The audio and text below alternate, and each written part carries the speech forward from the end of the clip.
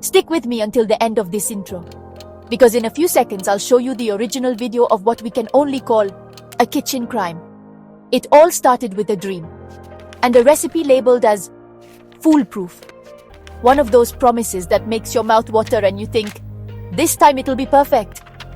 But no one could have imagined that kitchen was about to turn into the scene of a culinary crime. First step, confusing tablespoons with cups. A beginner's mistake, sure, but the effect? An avalanche of flour that turned the countertop into a ski slope. Second step, the famous last words, I'll just eyeball it. A legendary motto, the mantra of those who have doomed thousands of dishes before even turning on the oven. The oven heats up, optimism rises. And so does the soufflé, if we can still call it that. It starts to rise, maybe a little too much. Then, silence. That silence filled with tension.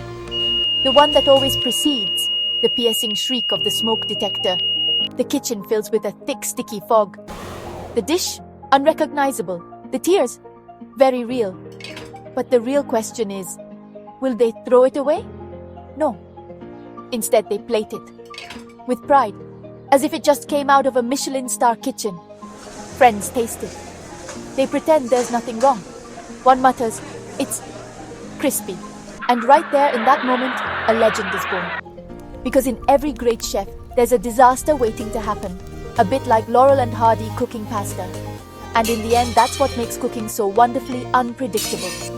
If you've also experienced a scene like this in your kitchen, tell us about it in the comments. And if you enjoyed this little culinary odyssey, leave a like, subscribe to the channel and hit the notification bell. And remember, even failures can become unforgettable.